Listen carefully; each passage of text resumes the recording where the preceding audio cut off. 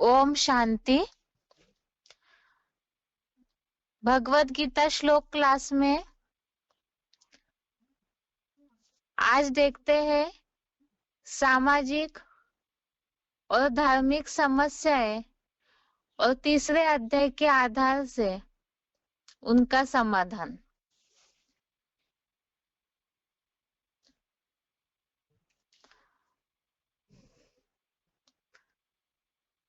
कल के क्लास में जैसे हमने देखा था, भगवत गीता ये तो सर्वशास्त्र शिरोमणि शास्त्र है। सामाजिक स्तर पर बहुत ऐसे राजनीतिक नेताएं भी है जो भगवत गीता को महत्व देते हैं, लेकिन जो मिक्सचरिटी है समाज के वातावरण में, कई जगह आस्तिकता है, कई नास्तिकता है। उसके कारण ही समाज में अस्थिरता ज्यादा है और साथ में ही जो बढ़ती हुई अनैतिकता, आलस, अलवेलापन, इसके कारण ही सामाजिक पतन या समाज में जो लोग हैं, समूह है, उनके मनसा का, विचारों का पतन दिखने में आता है। ऐसे तो सभी इस भौतिक दुनिया में रहते हैं और सभी ही दुनिया के वातावरण से अच्छी तरह से परिचित भी है। बाकी समाज के तौर पे जो अज्ञानी लोग हैं, जिन्हें भगवान के अवतरण के बारे में जानकारी नहीं है, तो कहीं ना कहीं इसी खोज में है कि आखिर समस्याओं का समाधान कैसे होगा। भगवत गीता को पढ़ते तो सभी है, लेकिन उसे प्रैक्टिकल जीवन में कैसे अनुसरण करना है वो सही रीति से नहीं जानते हैं। मुख्य बात तो है कि समाज में जो आलस अलबेलापन दिखने में आता है, अब ये कहने से कईयों को ये प्रश्न उठ सकता है कि साइंस इतना प्रगति करते हुए दिख रहा है, नए नए इन्वेंशन हो रहे हैं, दुनिया में इतनी बिल्डिंगें बढ़ती हुई दिख रही है, इतनी कुछ प्रगति हो रही है, उसके बावजूद भी ये कैसे कहा जाए कि आलस अलबेलापन है या समाज में अस्थिरता नजर आ रही है। लेकिन इस बात को तो सभी जानते हैं, गरीब गरीब बनते जा रहे, अमीर अमीर बनते जा रहे। और आलस अलबेलापन ये इस हिसाब से बोला, भौतिक दुनिया में जितने साइंस के साधन बढ़े हैं, तो उसके चलते सुविधाएं बढ़ी तो सभी ये सोचते हैं कि रिमोट का बटन दबाते ही सब कुछ सामने आ जाए। पुराने जमाने के लोग जिस तरह मेहनत करके खाते थे, तो उस कारण वो निरोगी भी थे, तन भी स्वस्थ, तो उसके चलते मन भी स्वस्थ, अपना जीवन आराम से जीते थे। इसीलिए उस समय इतना सामाजिक अस्थिरता फिर भी नहीं थी, जो अभी इतना विकास होने पर, इतनी प्रगति होने के बावजूद भी समाज में जिस तरह ऊपर नीचे हलन चलन दिखती है। इसका मूल कारण एक तो अभी समझा, भौतिक साधनों की बढ़ोतरी, और उसके चलते सभी सोचते हैं कि बटन दबाते ही सब कुछ हमें हासिल हो जाए। साइंस इतनी सुविधाएं भी कर रहा है कि पहले की तरह लोगों को मेहनत नहीं करनी पड़ रही, इसलिए कहीं ना कहीं सामाजिक मानसिक दूरियां बढ़ रही है और सभी यही सोचते हैं कि मेहनत कुछ भी न करनी पड़े। लेकिन भगवत गीता में इस बात के लिए बोला है, एक तो तीसरे अध्याय का 8वां श्लोक है, श्लोक नंबर 8, इसमें ये बात बोली है कि दैनिक कार्य किए बिना शरीर निर्वाह भी सिद्ध नहीं होगा। ये शरीर सभी को मिला हुआ है जीवन चलाने के लिए, और प्रकृति के गुणों से तो हर मनुष्य प्रभावित रहता है, क्योंकि प्रकृति से ही ये शरीर मिला है। तो सत्वस्तम इन गुणों के चलते सभी को ही अनिवार्य कार्य करने पड़ते हैं। तो ये शरीर चलाना है, अनिवार्य कार्य होते ही है। तो उसके चलते दैनिक जो कार्य है शरीर निर्वाह के लिए, वो भी करना जरूरी है, क्योंकि ये प्रकृति का सर्कल ही ऐसा बना हुआ है। लेकिन जैसे बताया कि सुख साधनों के चलते जिस तरह मानसिकता बनते जा रही है सामाजिक स्तर पर लोगों की, उसका उल्लेख भगवत गीता में आया हुआ है। 3 अध्याय का 16वां श्लोक, श्लोक नंबर 16, इसमें ये बात बोली है, इंद्रिय सुखों में जो मग्न है वो व्यर्थ ही जीवित है। अर्थात शरीर निर्वाह के लिए कार्य करना एक अलग बात हो जाती है, क्योंकि देह के साथ देह का परिवार जुड़ा हुआ है सभी का, और उनकी जीवनचर्या चलाने की या तो जिस तरह से भी जीवन बिताने की जिम्मेवारी है। लेकिन इसके चलते शरीर निर्वाह को ध्यान न देकर, जैसे कलयुगी संसार में देह भान बढ़ता है, विकारी भावनाएं बढ़ती है, तो उन इंद्रिय सुखों में ही लोग जीने लगते हैं। और भगवत गीता में बताया है कि इस तरह जो इंद्रिय सुखों में मग्न है वो व्यर्थ ही जीवित है। इसका प्रभाव ये दोनों कारण हुए। एक तो शरीर निर्वाह के लिए भी कोई मेहनत नहीं करना चाहते हैं, क्योंकि सोचते हैं कि मशीनों से अपने आप ही सारा मिलता रहे, और साथ में ही देहभान बढ़ने के कारण विकारी भावनाएं कलयुगी कलह क्लेश वाली दुनिया में अज्ञान अंधकार बुद्धि में बढ़ने के कारण सभी दैहिक सुखों में ही व्यस्त है। तो उससे पाप बढ़ता है और उससे भी अनैतिकता बढ़ती है, कहीं ना कहीं दुराचार बढ़ता है। दुराचार अनैतिकता के चलते हिंसाचार भी बढ़ता है। और ये सबके लिए ही मुख्य बात तो है भौतिक सुख। इसीलिए ही कर्म करना तो है ही, लेकिन आलस अलबेलापन जो समाज में बढ़ा है उसका कारण है समाज में एक चेन बनी हुई है कि सब अपने से बड़ों को फॉलो करते हैं। जैसे परिवार में कई ऐसे परिवार होते हैं जहाँ पिता ये सही रीति से कमाते नहीं है, आरामदायी जीवन जीते हैं, तो फैमिली का या परिवार की ये जो स्थिति होती है उसका प्रभाव ही बच्चों पे भी पड़ता है।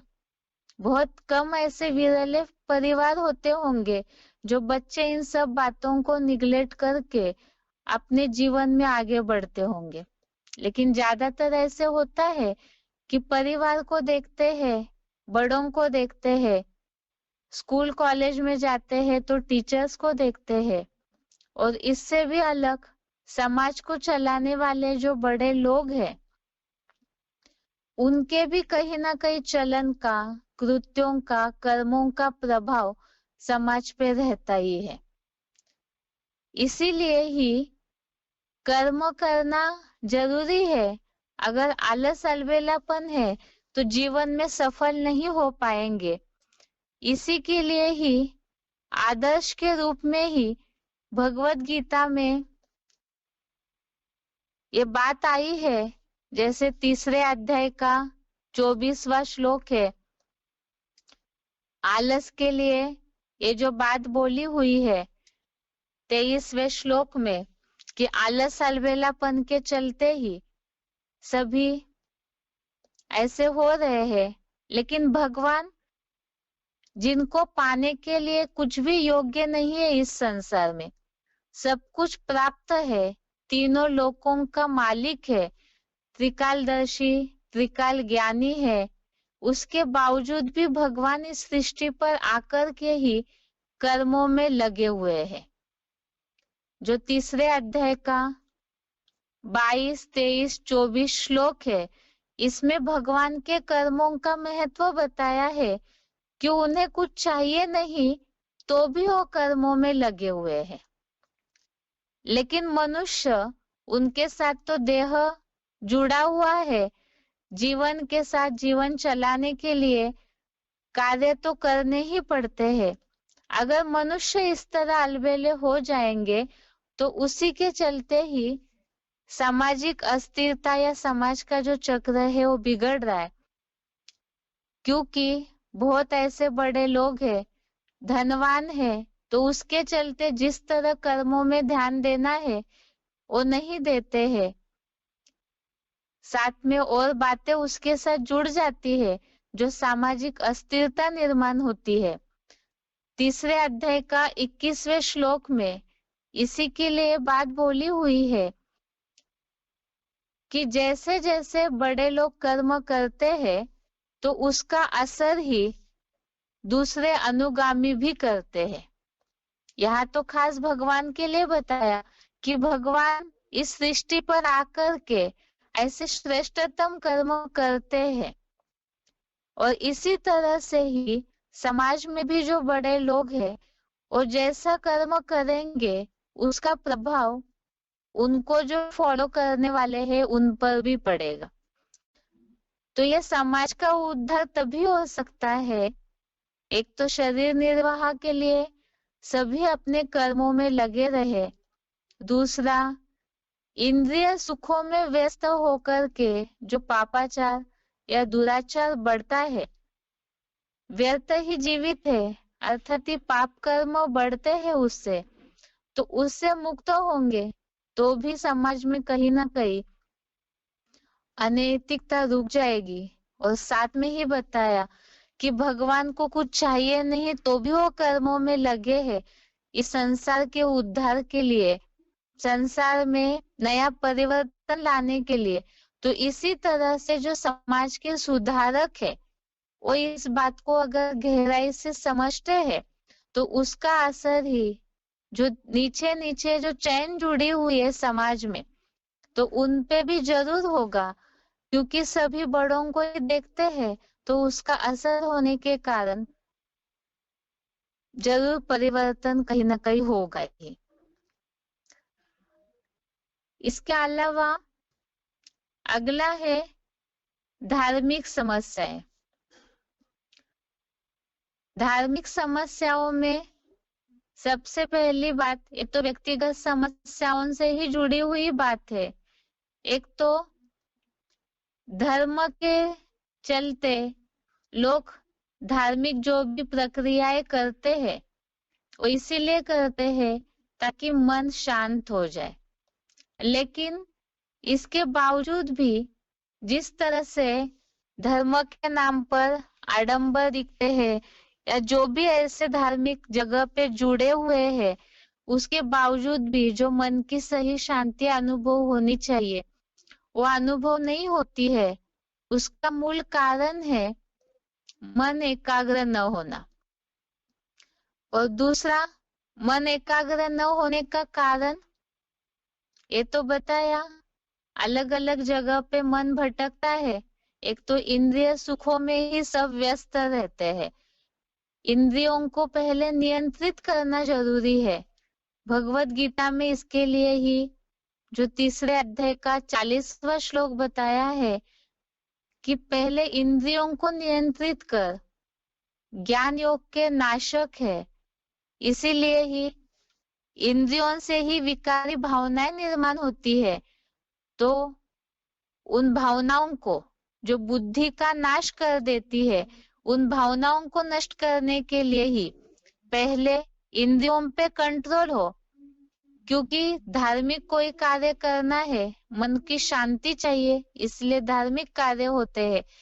और उसके लिए जरूरी है कि पहले इंद्रियों से जो गलत कर्म करते हैं उस पर नियंत्रण हो, और उसके बाद ही जरूरी है एक जगह बुद्धि का ठिकाना नहीं है समाज में, इसीलिए क्योंकि सही भगवान की पहचान नहीं है। भगवान से सुख शांति लेना चाहते हैं, लेकिन सही भगवान की पहचान नहीं है, इसीलिए ही मन को ठिकाना भी नहीं मिलता है। तो उसी के लिए ही भगवत गीता में जो श्लोक बताए हैं 41, 42, 43, ये हमने कल भी व्यक्तिगत समस्याओं में देखा है, इसलिए इन बातों को बार बार रिपीट नहीं करेंगे। इन श्लोकों में यही बात बताई है कि बुद्धिमानों की बुद्धि, एक तो इंद्रिया प्रबल है, इंद्रियों से प्रबल मन है, मन से प्रबल बुद्धि है, तो बुद्धि पहले सही हो जाए, समझ शक्ति आ जाए, लेकिन वही विकारी भावनाओं के कारण बुद्धि की समझ ढक जाती है। उसी के लिए ही जरूरी है कि बुद्धिमानों की भी बुद्धि है, उनकी सही पहचान हो, भगवान की सही पहचान हो, तभी मन एकाग्र हो सकता है। अलग अलग जगह पे मठ, पंथ, संप्रदाय, बहुत सारे वैरायटी सत्संग, इन जगह पे भटकते भटकते शरीर भी भटकता है, साथ साथ मन भी भटकता है। तो बुद्धि को एक जगह ठिकाना न होने के कारण भी जो शांति की अनुभूति होनी चाहिए धार्मिक कार्य करने के बावजूद भी, वो अनुभूति नहीं कर पाते हैं। और दूसरा, कलयुग में ज्यादातर ये बात बहुत देखने में आती है धर्म कन्वर्ट होने की। इसमें ये भी बात है, धर्म कन्वर्शन तो है ही, इसके साथ साथ लोग शांति के लिए आज एक मंदिर में गए, कल कहीं और गए, कल कहीं और धर्म के ठिकाने पे गए। हिंदू होने के बावजूद भी बहुत वैरायटी जगह पे जाते हैं। सभी इस तरह से शांति के लिए कहीं ना कहीं ठिकाना ढूंढते हैं, लेकिन भगवत गीता में ये बात बोली हुई है, 3 अध्याय का 35वां श्लोक, 35 नंबर श्लोक में, स्वधर्मे निधनं श्रेय परधर्म भयावह, अर्थात जो अपना धर्म है उसमें मरना भी ठीक है, लेकिन दूसरों का जो धर्म है, परधर्म है, वो भयावह है, खतरनाक है। इसीलिए ही वैरायटी जगह पे जाकर के जो मन बुद्धि को भटकाते हैं, उसके चलते भी मन को शांति नहीं मिल सकती है। ये बातें हो गई सामाजिक और धार्मिक समस्याओं के चलते। वैसे तो 3 अध्याय में बहुत सारे विषयों पर चर्चा हुई है, लेकिन समय को देखते हुए केवल इतना ही संक्षेप में आगे बेसिक कोर्स।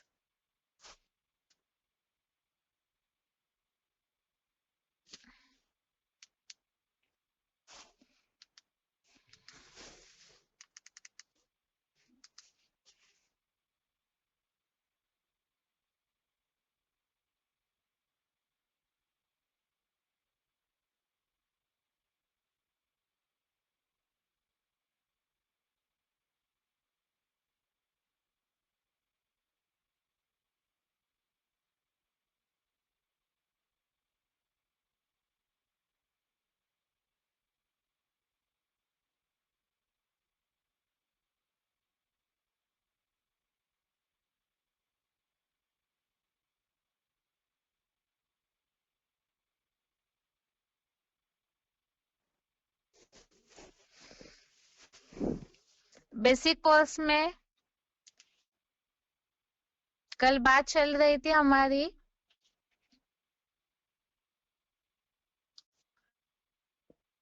स्वर्ग से नरक बना 5000 वर्ष का चक्र बदलने तक। अभी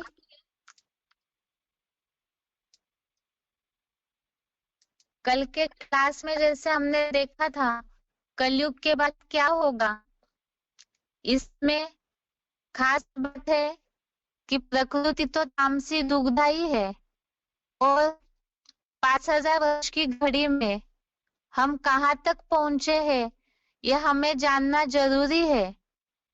इसलिए जानना जरूरी है क्योंकि हम भी इस सृष्टि चक्र या काल चक्र के इस नाट्य मंच पर उलझे हुए हैं। इसीलिए ही इसके बाद क्या होगा ये जानना जरूरी है। इसके लिए ही बहुत सारी वैरायटी प्रकार की बातें फैली हुई रहती है। अब कलयुग के बाद क्या होगा, जब इतनी नरक बन चुकी है सृष्टि, पापाचार बढ़ चुका है, तो इसके बाद क्या ये सृष्टि का विनाश होगा? इसमें हमने समझा था, भगवत गीता में उल्लेख आया है, सृष्टि अनादि है। इसमें 13वें अध्याय का 19वां श्लोक, अध्याय 13 श्लोक नंबर 19, इसमें ये बात का उल्लेख आया है, प्रकृति और पुरुष दोनों अनादि है। प्रकृतिम पुरुषम चैव विद्धि अनादि उभो अपि, अर्थात जिसका आदि न हो, जो कभी रची न जाती हो।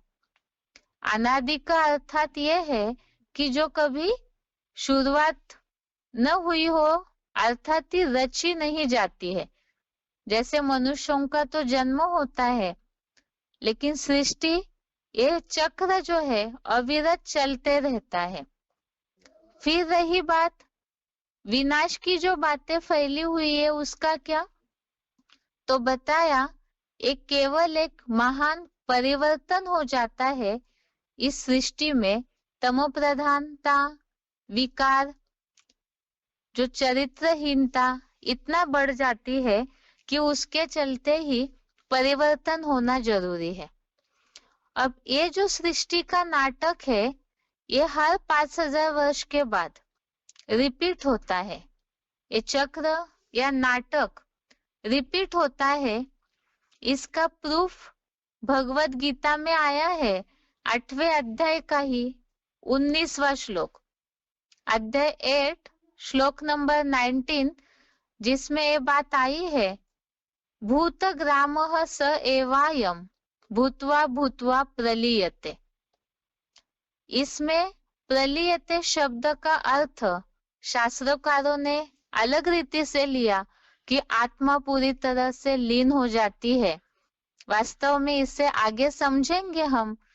ये पूरी तरह से आत्मा वास्तव में लीन नहीं होती है, क्योंकि भगवत गीता में ही इस बात का उल्लेख आया है कि इसके पहले भी हमने श्लोक देखे कि कल्पांत काल में, रात्रि अंत में सब प्राणी अव्यक्त धाम में जाते हैं और दिन आने पर फिर से प्रकट होते हैं।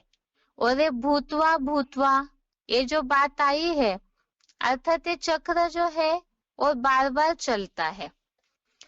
इसीलिए ही ये जो सृष्टि चक्र है, ये काल चक्र, समय का चक्र चलता है। समय कभी रुकता नहीं। जैसे दिन के बाद रात, तो रात के बाद दिन, मौसम भी अपने अनुसार ही अपना चक्र चलाते हैं।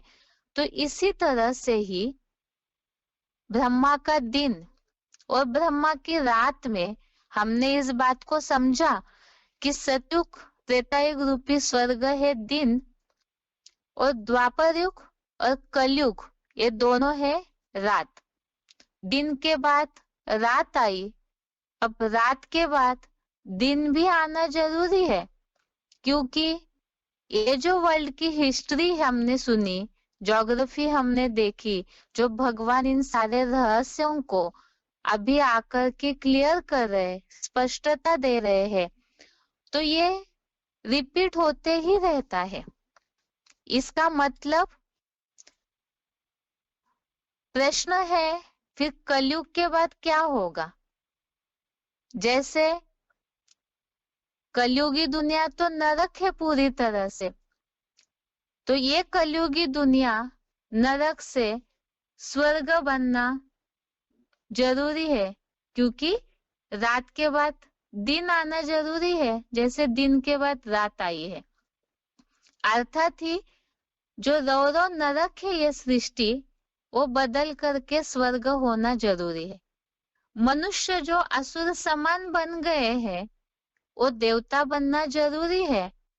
जैसे चंद्रमा के लिए हमने उदाहरण लिया था कला के समय, अमावस्या के बाद पूर्णिमा की शुरुआत हो ही जाती है। तो आत्मा की कला अर्थात आत्मा की रोशनी कलयुग अंत में आते आते जन्म मरण का चक्र के कारण और साथ ही साथ इंद्रियों से सुख भोगते भोगते मनुष्य आत्मा नीचे गिर गई, कलाहीन हो गई, आत्मा की शक्ति क्षीण हो गई है, तो असुर बन गए हैं। अब ये रात में पहुंचे हुए असुर फिर से बदल करके जब नरक स्वर्ग बनना है तो मनुष्यों को भी असुर से रिटर्न फिर देवता भी बनना है। लेकिन ये क्यों? सृष्टि बदलने के लिए मनुष्यों को बदलना क्यों जरूरी है? सृष्टि अपने आप बदल सकती है, लेकिन इस सृष्टि चक्र का ही हिस्सा मनुष्य है। और भी जड़ जंगम जो भी पदार्थ है वो तो है ही, लेकिन इस सृष्टि या काल चक्र में जो नाट्य मंच पर पाठ बजाने वाले मनुष्य आत्माएं हैं, इनकी इसमें मुख्य भूमिका है। क्योंकि मनुष्य आत्माओं के परिवर्तन से ही सृष्टि का परिवर्तन निर्भर है। कैसे? इसे हमने कल के क्लास में भी उदाहरण के साथ समझा था। एक तो पहली बात, मनुष्य सबसे उत्कृष्ट योनि है। जितना मनुष्यों में इंद्रियों की सेंसिटिविटी रहती है, बुद्धि है मनुष्य के पास जितनी, उतना और प्राणी मात्र में इंद्रिया भले होगी लेकिन बुद्धि नहीं होती है। इस बात को तो साइंस वाले जानते हैं, आमतौर पे सभी जानते हैं।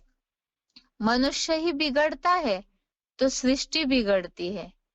तो इसका मतलब मनुष्य सुधर जाए तो सृष्टि भी सुधर जाएगी।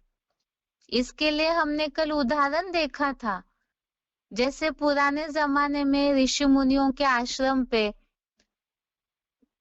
पंछियों को, प्राणियों को पालते थे साधु संत ऋषि मुनि।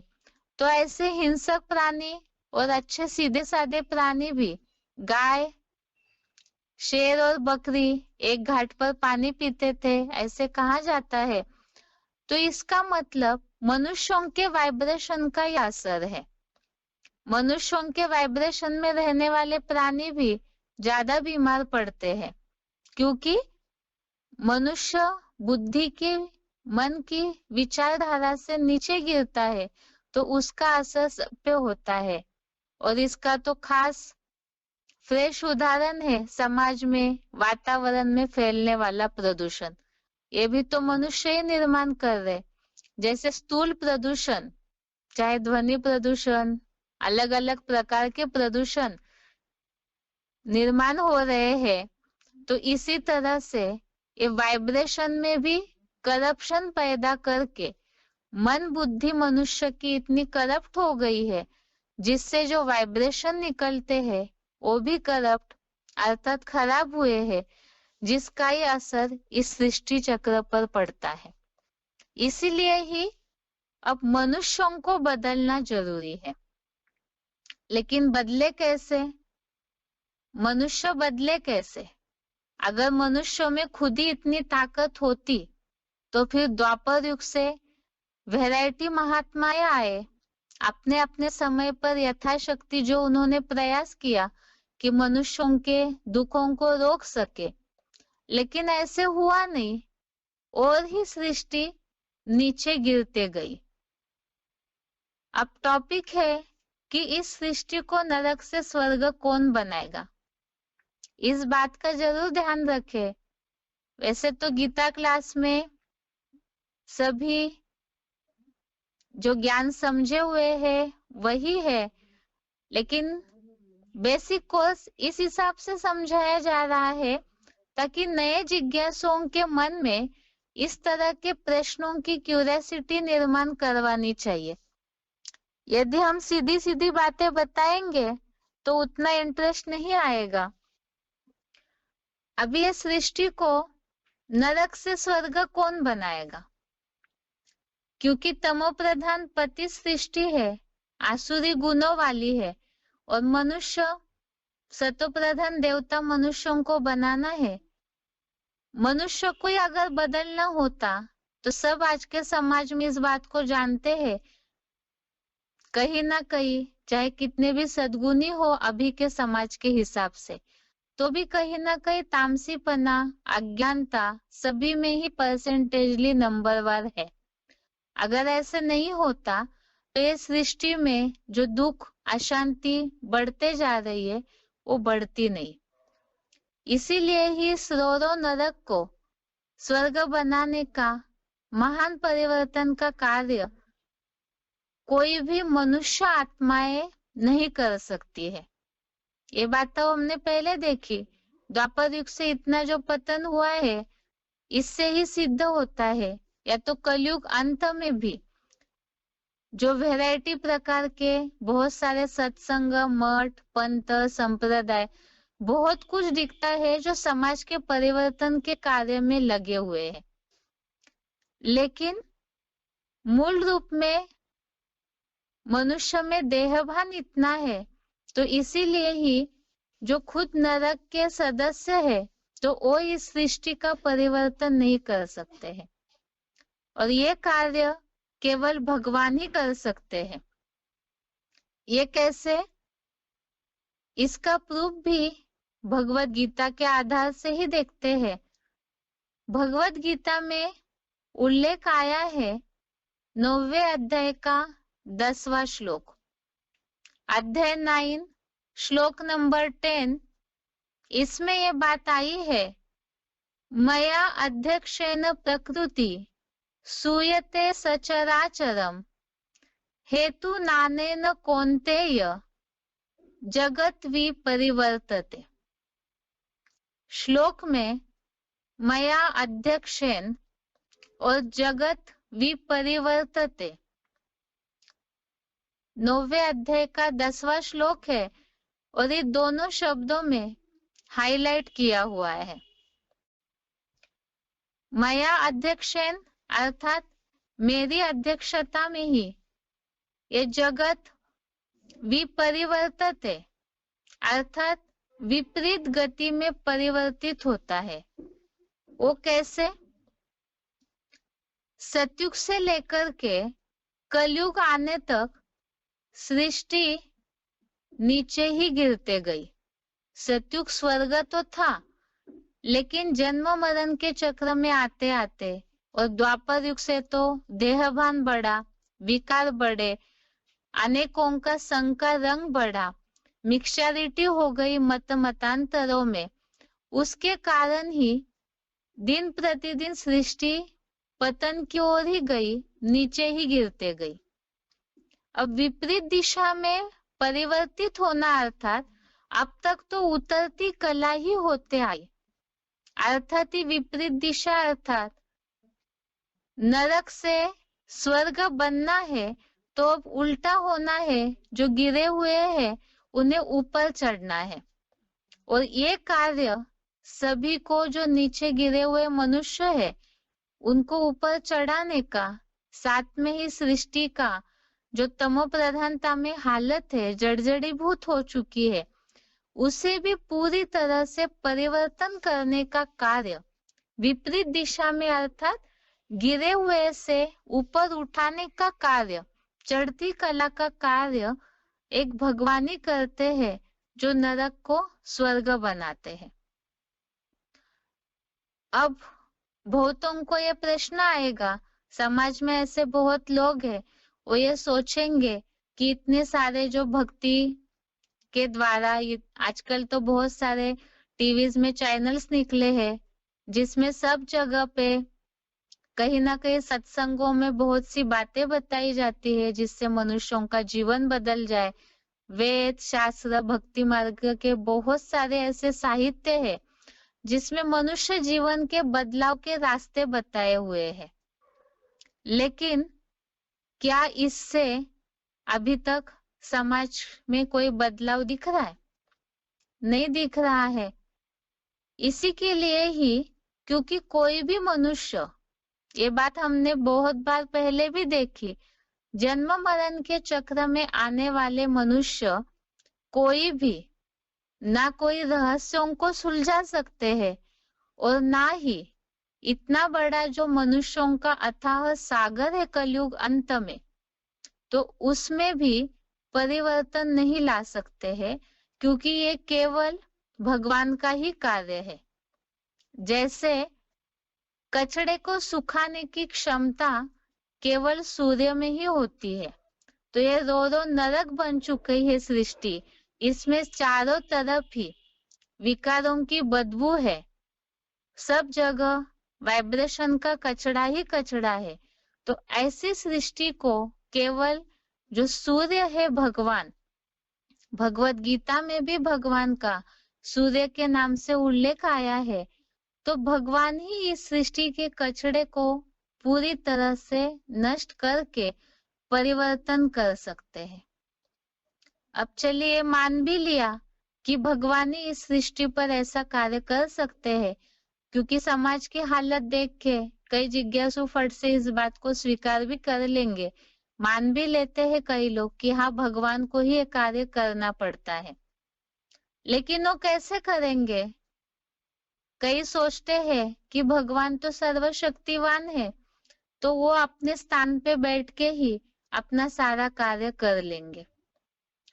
लेकिन अगर ऐसे होता कि भगवान ऊपर बैठ करके ही अपने धाम में, जो कहा जाता है ऊंचा तेरा धाम ऊंचा तेरा नाम, तो वहां धाम में बैठ करके ही, अपने घर में बैठ करके ही इस सृष्टि के मनुष्यों को बदल दे, तो फिर द्वापर युग से सृष्टि गिरते गई तभी भगवान वो कार्य कर लेते।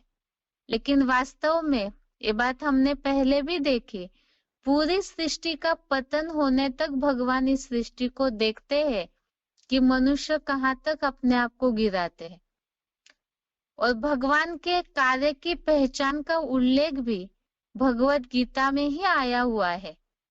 भगवान किस समय पर इस सृष्टि पर अवतरित होते हैं, भगवत गीता में कहीं भी ये बात नहीं बोली है कि कहीं भी ऊपर बैठ करके ही भगवान अपनी शक्ति से मनुष्य सृष्टि को बदलते हैं। भगवत गीता में भगवान के अवतरण के बहुत ऐसे प्रूफ, बहुत ऐसे शब्द आए हुए हैं, जैसे कि प्रवेष्टुम, या तो खास तो अवतरण का समय के लिए भगवत गीता में श्लोक जो सभी परिचित है, इस श्लोक से, चौथे अध्याय के 7वें श्लोक से, यदा यदा हि धर्मस्य ग्लानिर्भवति भारत। ये तो सिद्ध हो गया कि भगवान को ही इस सृष्टि पर परिवर्तन का कार्य करना है। अब वो समय चाहिए कि कौन सा ऐसा समय है जिस समय भगवान इस सृष्टि पर आते हैं, और उस समय को क्या कहा जाता है, और अगर आके कार्य करते हैं तो अभी तक हमें पता क्यों नहीं चल पाई ये बात।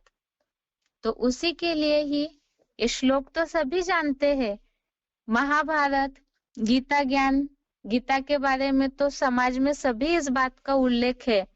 बहुत सारे विदेशी लोग हैं जिन्होंने गीता पे रिसर्च किया है, वो भी इस बात को जानते हैं कि भगवत गीता में भगवान के अवतरण के द्वारा गीता ज्ञान दिया हुआ है। अब भगवान इस सृष्टि पर अवतरित होके क्या कार्य करते हैं, उस कार्य की पहचान और उस कार्य की आवश्यकता भी भगवत गीता में ही बताई हुई है। एक तो अभी हमने समझा, यदा यदा हि धर्मस्य, अर्थात भारत जब धर्म भ्रष्ट कर्म भ्रष्ट हो जाता है, तो धर्म भ्रष्ट हुआ है वो कैसे?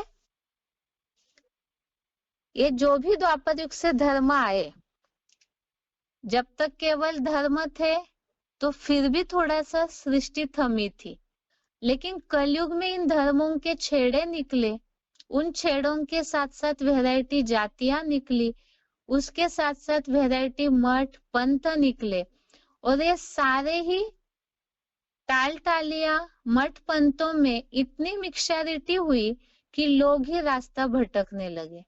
इतना ही नहीं, बल्कि धर्म के नाम पर आडंबर, भगवान के नाम पर धन की लूट होना जब शुरू होता है, तभी ये सृष्टि में त्राही त्राही होने लगती है। और ऐसे समय में ही भगवान सृष्टि पर दिव्य जन्म लेते हैं। भगवत गीता में ही 11वें अध्याय में इसका उल्लेख आया है, प्रवेश तुम के रूप में।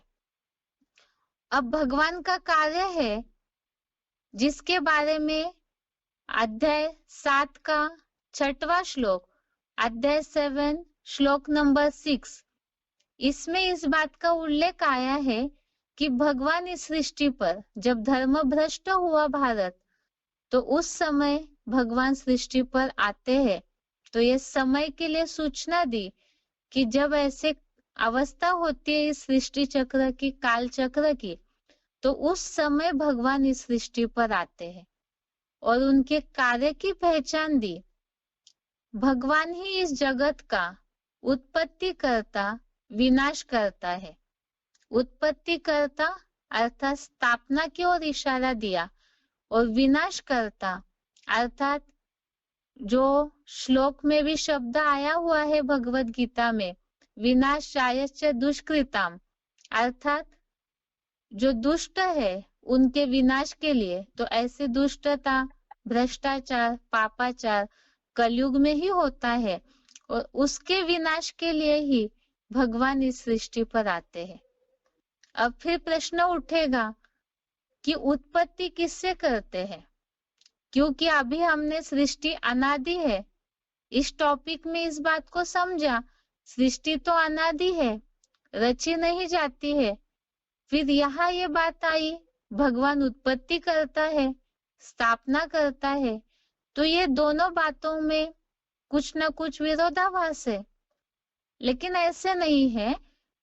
वास्तव में सृष्टि जो बिगड़ जाती है, अपने मूल रूप से नीचे गिर जाती है, तो उन्हें फिर से ठीक करने का कार्य, अर्थात जो अपने स्वरूप को भूल जाते हैं मनुष्य, उन्हें उसकी पहचान दिलाकर उनके उस स्वधर्म स्वरूप में टिकाना, और ये सृष्टि जो पूरी तरह से बिगड़ चुकी है, जर्जरीभूत हुई है, उसे फिर से स्वर्ग की सृष्टि बनाने का, नए रूप में रचना करने का कार्य भगवान करते हैं।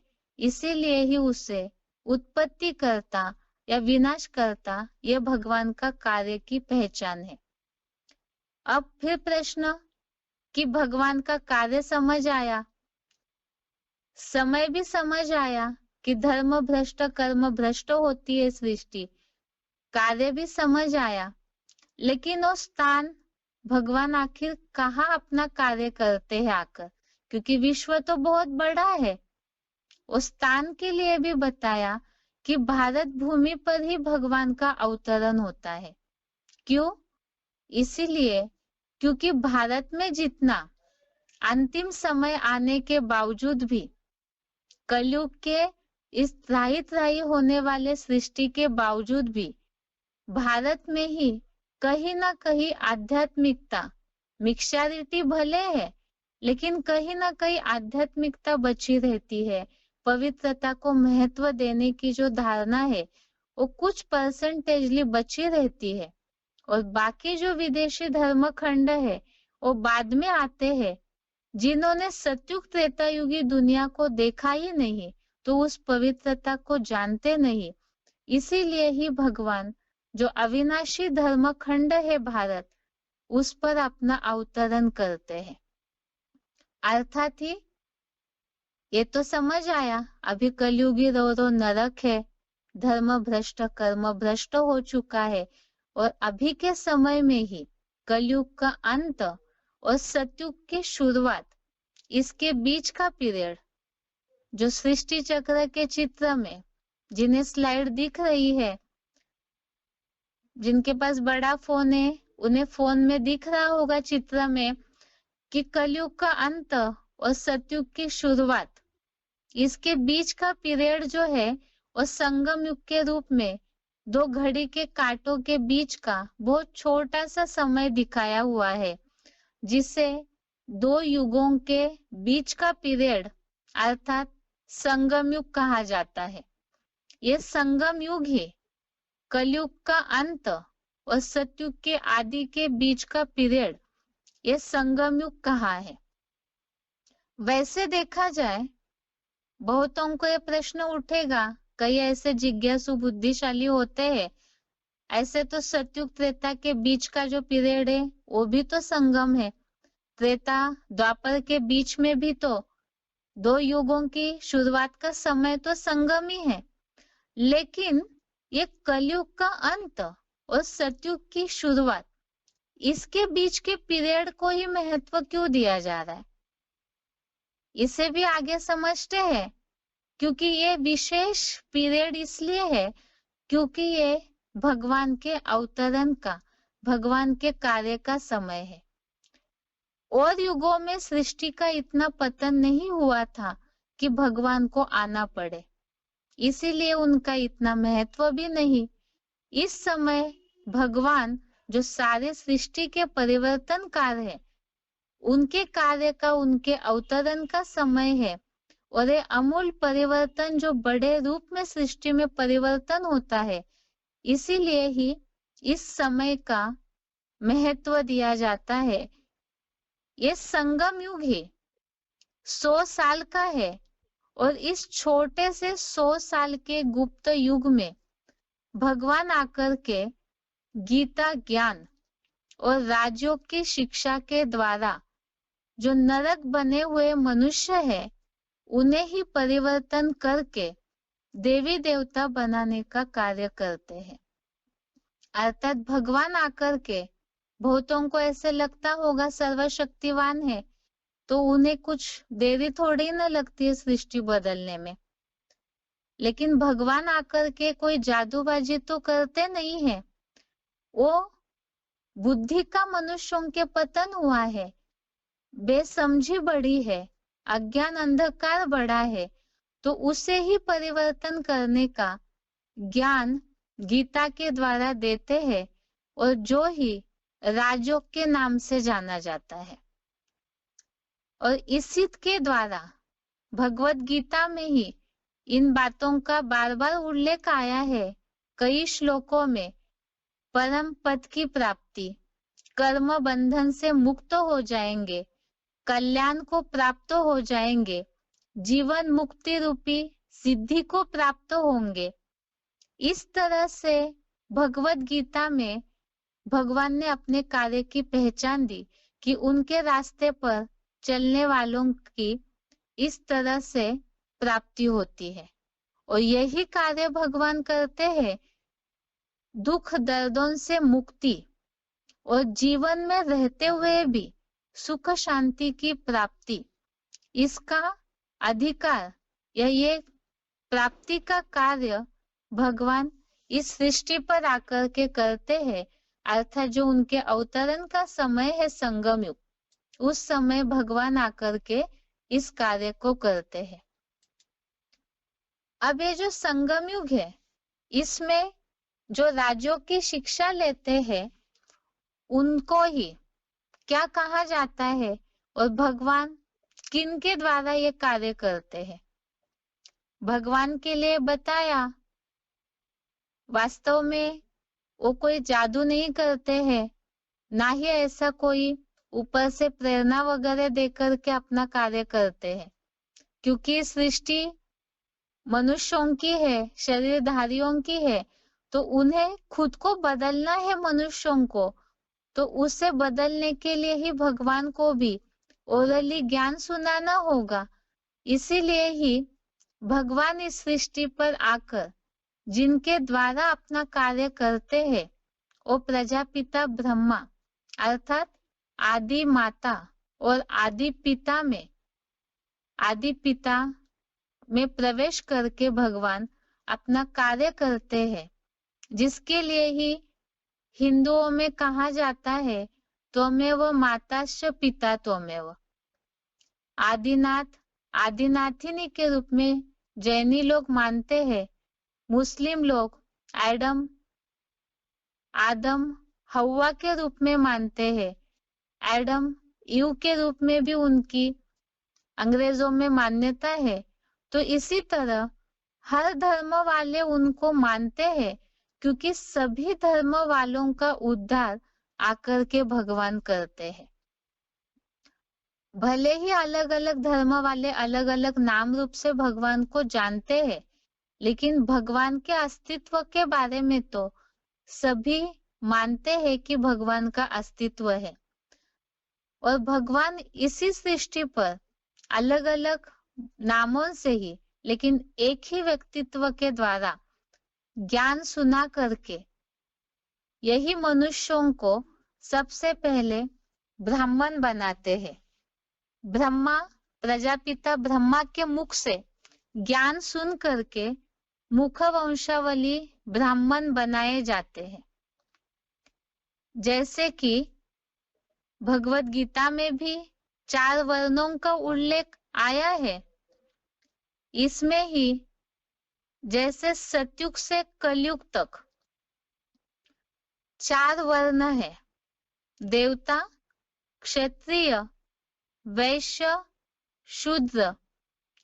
वैसे ही संगम युग में ये जो छोटा सा गुप्त युग है, इस युग में ब्रह्मा के द्वारा जो मनुष्य अपने जीवन को बदलने का कार्य करते हैं, तो उन्हें ब्राह्मण वर्ण कहा जाता है।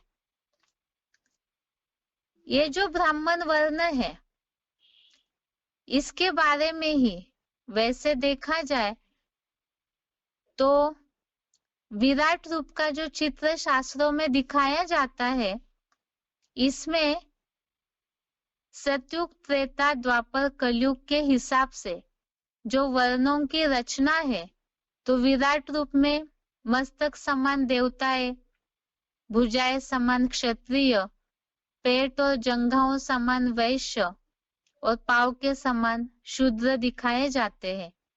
फिर ब्राह्मण वर्ण, जब संगम युग है, भगवान कार्य कर रहे हैं और इतना महान परिवर्तन का कार्य होता है, तो फिर ब्राह्मण वर्ण या इस संगम युग का उल्लेख जिस तरह से दिखने में आना है, बहुतों को ऐसे लगेगा कि भगवान इतना बड़ा कार्य कर रहे हैं, तो लोगों को अभी तक क्यों नहीं पता चल रहा है।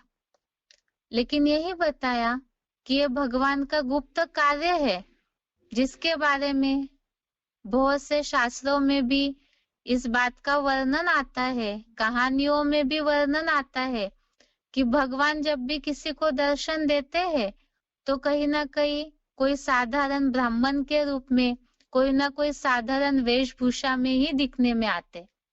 तो इसी तरह से भगवान जब अपना कार्य करने आते हैं, तो बहुत गुप्त रीति से इस सृष्टि परिवर्तन का कार्य करते हैं। नई सृष्टि का जो फाउंडेशन डालने का कार्य है, वो गुप्त रीति से किया जाता है। इसीलिए ये जो ब्राह्मण वर्ण है, या तो ये जो संगम युग है, ये प्रत्यक्ष रूप में तो नहीं दिख रहा है, लेकिन इसका शास्त्रों में भी वर्णन है। अब ये जो ब्राह्मण है, यही ब्राह्मण देवता बनाए जाते हैं। मनुष्य से ज्ञान सुने तो ब्राह्मण बने, ब्रह्मा मुख वंशावली बने, और यही ब्रह्मा मुख वंशावली ब्राह्मण अपने जीवन को पूरा परिवर्तन कर देवता कहलाते हैं। इसीलिए ही भक्ति मार्ग में भी ब्राह्मण सो देवता कहते हैं लोग, ब्राह्मण देव। लेकिन अभी की कलयुगी समाज में जो हमने कलयुग का वर्णन समझा कोर्स में, उसमें देखा तुलसीदास जी ने कलयुग की शुरुआत में ही ये बात बोल दी, भय वर्ण संकर सभे, अर्थात सभी मिक्सचर हो गए हैं। तो कहने के लिए तो है, लेकिन नाम के ब्राह्मण है। जिस तरह से शुद्धता, पवित्रता होनी चाहिए, जो वर्णन है ब्राह्मणों का, उस तरह से अभी कोई है नहीं। तो अभी के शरीर के हिसाब से जन्म लिए हुए जो ब्राह्मण है, वो देवता नहीं बनते हैं, लेकिन भगवान के अनुसार, ज्ञान के अनुसार जो अपना जीवन परिवर्तन करते हैं, ऐसे ब्राह्मण ही देवता बनते हैं। तो वास्तव में उनका ही भक्ति मार्गीय शास्त्रों में गायन या मान्यता है। अब आगे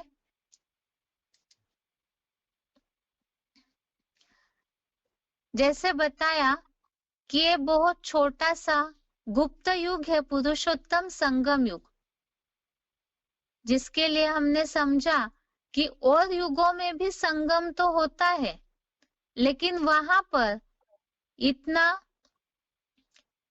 ऐसी गिरती कला नहीं होती है जो कलयुग में मनुष्य नीचे गिरते हैं। इसीलिए ही ये कलयुग में ही विशेष परिवर्तन का कार्य होता है, कलयुग और सतयुग के संगम पर।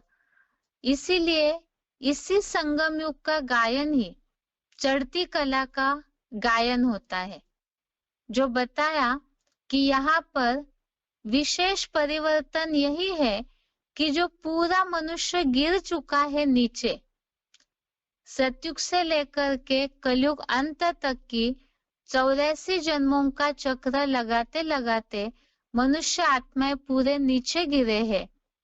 इतना लंबा चक्र चलने के बाद नीचे गिरे, अब पूरी तरह आत्मा की रोशनी कम हुई है, उसे इसी एक जन्म में 100 साल का जो छोटा सा संगम युग है, उसमें ही पूरी तरह आत्मा में अपनी रोशनी भरने का समय है।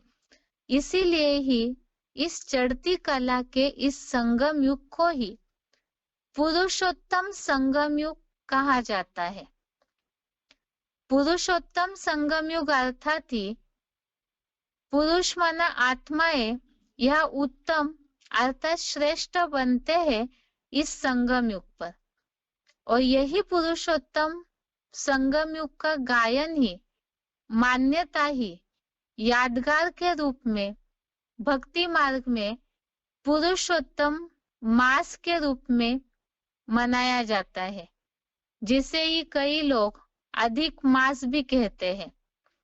ये पुरुषोत्तम मास या अधिक मास हर 4 वर्षों के बाद आता है, जिसमें वो अधिक मास में लोग समझते हैं कि बहुत दान पुण्य करेंगे तो बहुत दान वगैरह करेंगे तो पुण्य मिलेगा, श्रेष्ठ भाग्य बन जाएगा।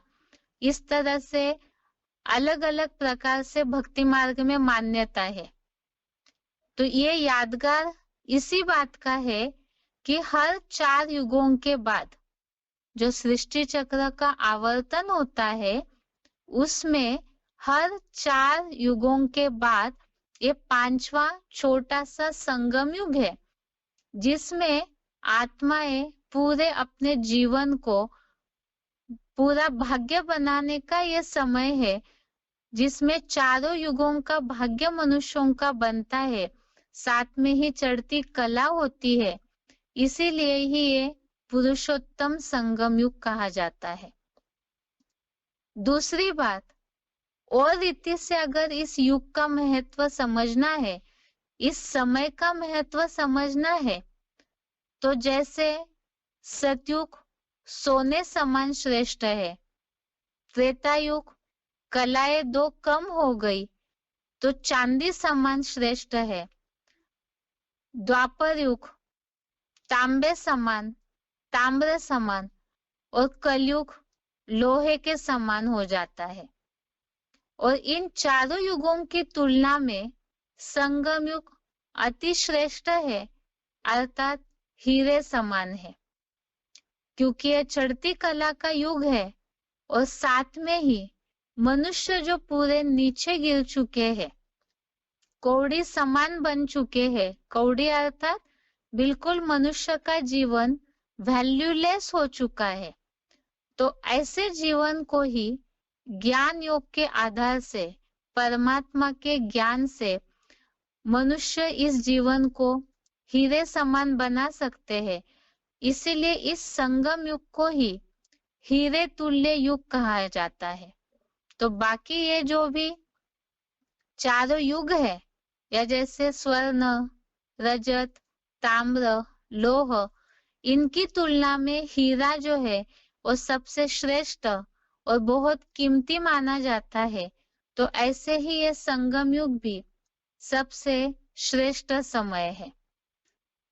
इसमें ही मनुष्य जो पूरा नीचे गिर के कलाहीन बन चुका है, तो उससे ही ऊपर उठ के कलातीत, जिसका भगवत गीता में गायन है, त्रिगुणातीत होने का, तो वो बनने का समय है, जिसे ही अभी हमने समझा चढ़ती कला का समय।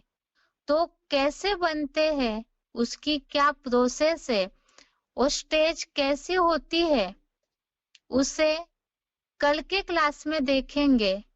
बाकी आज जो समझा उसे केवल संक्षेप में रिवीजन करते हैं। आज के क्लास में हमने समझा नरक से स्वर्ग बनाने का कार्य भगवान ही करते हैं, और इसका प्रूफ जो श्लोक हमने देखा, मया अध्यक्षेन, अर्थात मेरी अध्यक्षता में ही ये सृष्टि विपरीत दिशा में परिवर्तित हो जाती है। दूसरी बात, उसका प्रूफ कि भगवान ही आकर के इस सृष्टि को बदलते हैं, तो उसके लिए ही बताया है। श्लोक देखा था, यदा यदा ही धर्मस्य, अर्थात तो समय की और इंडिकेशन कि जब धर्म भ्रष्ट कर्म भ्रष्ट होती है सृष्टि, पूरी रो नरक बनी है, तभी भगवान आकर के इस सृष्टि को परिवर्तन करते हैं। दूसरी बात कि भगवान को इस सृष्टि पर अवतरित होना है, इसका खास प्रूफ भगवान प्रेरणा से या कोई जादू करके कार्य नहीं करते हैं, तो प्रैक्टिकल आकर के कार्य करते हैं। और वो कार्य का समय ही, वो कार्य की निशानी ही 7वें अध्याय का 6वां श्लोक जो बताया, भगवान ही जगत का उत्पत्ति करता और विनाश करता है, अर्थात बुराई का विनाश, और जो सृष्टि पूरी तरह से नरक बन चुकी है उसे फिर से नए रूप में परिवर्तन करने का, स्थापना करने का कार्य करते हैं। और वो कार्य का समय ही है संगम युग। इस संगम युग में ही भगवान आदि माता, आदि पिता में प्रवेश करके कार्य करते हैं, गीता ज्ञान राजों की शिक्षा देने का, और उस कार्य का अनुसरण जो करते हैं वही ब्राह्मण है। और ब्राह्मण ही चढ़ती कला का पुरुषार्थ करके ब्राह्मण सो देवता कहे जाते हैं। और इस समय पुरुषोत्तम संगम युग जो हीरे तुल्य युग है। आज के क्लास में यहाँ तक ही। ओम शांति।